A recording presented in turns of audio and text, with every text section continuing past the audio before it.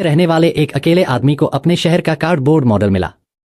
उसे वह चर्च मिला जहां वह रहता था, और यहां तक कि खुद भी। उसने चर्च पर पानी छिड़कने का फैसला किया और चमत्कारिक रूप से बाहर बारिश होने लगी। उसे यकीन नहीं हुआ, इसलिए उसने फिर से कोशिश की और तेज बारिश हुई। तभी उस आदमी को एहसास हुआ कि शहर का मॉडल जादुई था। ठीक 1 साल पहले लिटिलटन के एक छोटे से ग्रामीण शहर में फ्रंट पेज की खबर में बताया गया था कि नई मेयर ट्रिना ग्रांट की कार दुर्घटना में मृत्यु हो गई थी।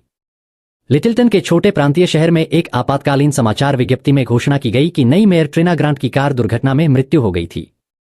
स्थानीय लोग ट्रिना को बहुत पसंद करते थे क्योंकि वह उस वोट की नेता थीं जिसने फ्रीवे के विस्तार पर प्रतिबंध लगा दिया था, जिससे शहर अधिक आरामदायक, प्रसिद्ध और पर्यटकों के लिए आकर्षक हो गया था।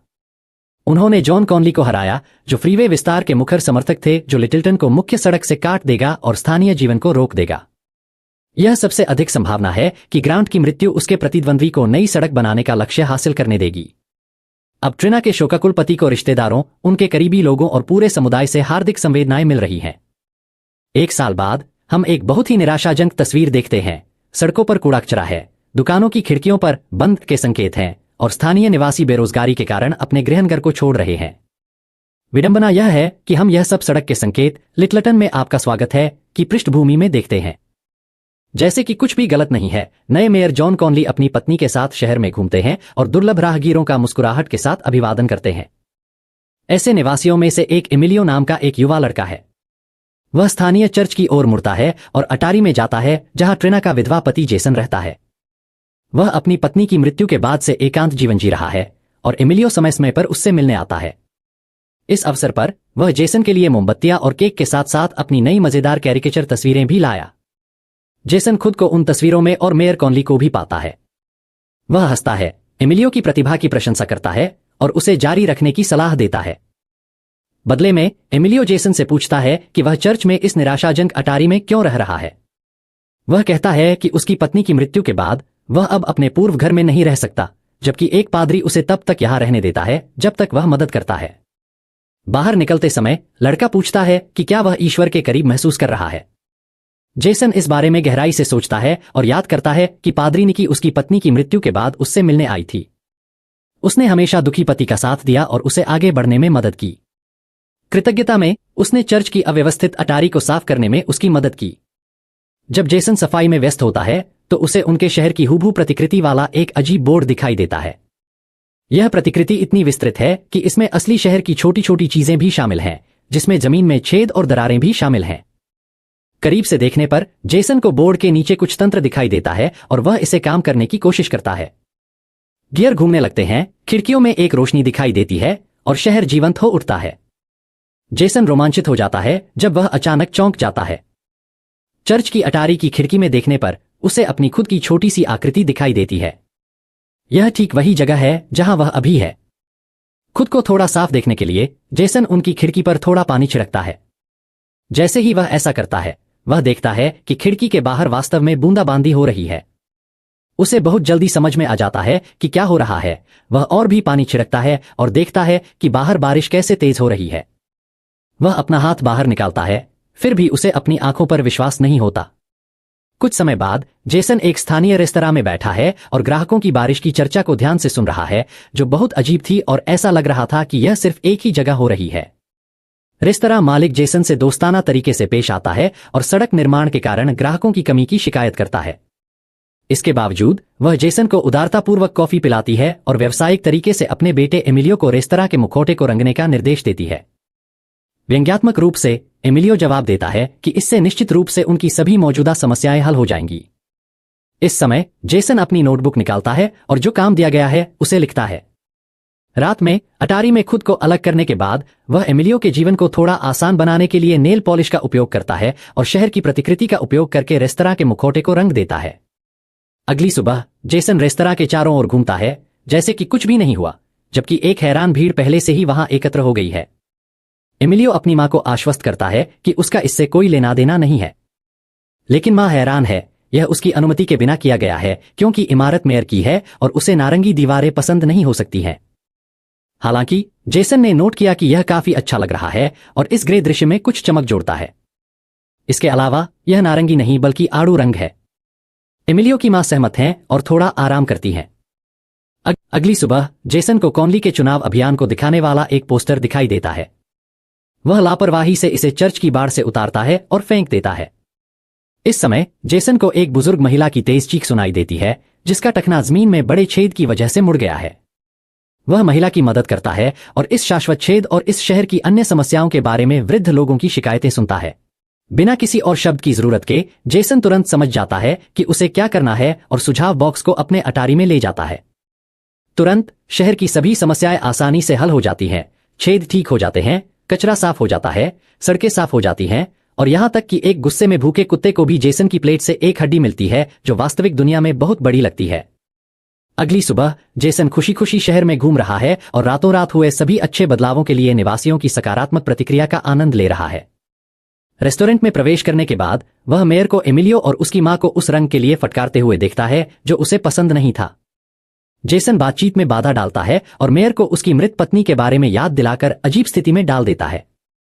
जेसन फिर एक दुकान पर जाता है जहां वह ग्राहकों की इस शहर में हल की गई समस्याओं के बारे में बातचीत सुनता है। उनके अनुसार शायद वहां से जाने की जरूरत नहीं है क्योंकि सब कुछ सुधर रहा है। जेसन सकारात्मक बदलावों के बारे में बातचीत का समर्थन करता है और कहता है कि ऐसा लगता है कि शहर में अब एक रक्षक देवदूत है। दुकान का आदमी मानता है कि मेयर कॉनली वह देवदूत है। यह स्पष्ट है कि यह सब उसके कारण है और उन्हें अगले चुनाव में उसके लिए वोट करने की जरूरत है। जेसन को स्पष्ट रूप से यह पसंद नहीं आया और उसने कहा कि यह फिर से चुनाव नहीं बल्कि चुनाव होने जा रहा है, क्योंकि पिछले मेयर यानी उसकी पत्नी अपने कार्यकाल के बीच में ही मर गई थी और इसलिए कॉनली को नहीं चुना गया बल्कि उसे ऐसे ही अपना पद मिल गया। पास की महिला कहती है कि अगर कॉनली अपना काम कर रहा है तो इससे कोई फर्क नहीं पड़ता कि वह मेयर कैसे बना। वह आदमी उससे सहमत होता है और जेसन को मेयर के स्वास्थ्य के लिए पीने के लिए कहता है, लेकिन वह विनम्रता से मना कर देता है और चला जाता है। जब रात होती है तो जेसन एक बार फिर प्रतिकृति पर काम करता है, यह सोचते हुए कि शहर के पर्यटकों के आकर्षण को कैसे बढ़ाया जाए। जेसन एक विशाल चमकता हुआ चिन्ह बनाता है जिस पर लिखा होता है लिटलटन, अमेरिका का सबसे छोटा जादुई शहर, और अब शहर पर्यटकों से भर गया है। गैस स्टेशन पर लाइन लगी हुई है और आप रेस्तरां की पार्किंग से नहीं निकल सकते। रविवार के मास में भी भीड़ होने से लोगों का उत्साह स्पष्ट रूप से बढ़ गया है। पादरी निकी खुशी से उन सभी का अभिवादन करती है जिन्हें उसने लंबे समय से नहीं देखा है और बताती है कि वे आज उन चमत्कारों की श्रृंखला का जश्न मनाने के लिए एकत्र हुए हैं जिन्होंने उनके शहर को जीवन में वापस ला दिया है। वह नहीं जानती कि यह रहस्यमय हेल्पर कौन है, लेकिन वह निश्चित है कि उसे धन्यवाद दिया जाना चाहिए। कुछ पैरिशियन चिल्लाते हैं कि यह नया मेयर होना चाहिए। कॉनली की पत्नी अपने पति से पूछती है कि क्या यह वास्तव में वह था, लेकिन वह बस अपने कंधे उचकाता है। पादरी का कहना है कि जो कोई भी हो, उसने अपने दोस्तों, पड़ोसियों और पूरे शहर की जिम्मेदारी ली है। यह रहस्यमय हेल्पर इमारतों को रंगता है, सड़कों को ठीक करता है, कचरा साफ करता है और पर्यटकों को आकर्षित करता है। कई लोग कॉनली के प्रति आभार व्यक्त करते हैं, लेकिन जेसन को यह पसंद नहीं आता कि क्या हो रहा है। उस रात जेसन धोखेबाज को दंडित करने का फैसला करता है और उसकी स्पोर्ट्स कार की छत पर एक छोटा सा पत्थर फेंकता है। वास्तव में आकाश से एक विशाल उल्कापिंड गिरता है जो कॉनली की कार पर गिरने और उसे चकनाचूर करने के लिए काफी बड़ा होता है। कॉनली की चीख सुबह सुबह शहर के केंद्र में सुनाई देती है। एकत्रित भीड़ सदमे में है, यह सोचकर कि उल्कापिंड उसकी कार पर ठीक से क्यों नहीं गिरेगा। लेकिन कॉनली को विश्वास नहीं होता कि यह एक दुर्घटना थी और उसे संदेह है कि शहर में कोई उसे धमका रहा है।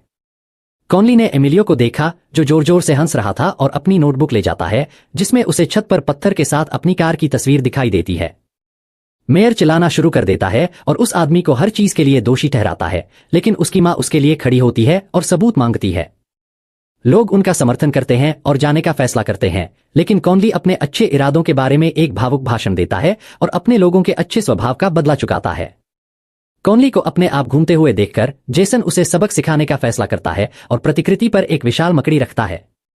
एमिलियो उसके शक्तिशाली कदमों की आवाज सुनकर जाग जाता है और खिड़की से इस विशाल राक्षस को देखता है। कॉनली, जिसे कुछ भी संदेह नहीं है, किसी के तेज कदमों की आवाज भी सुनता है, अपना सिर उठाता है और अचानक महसूस करता है कि एक विशाल प्राणी कोने से उसकी ओर बढ़ रहा है।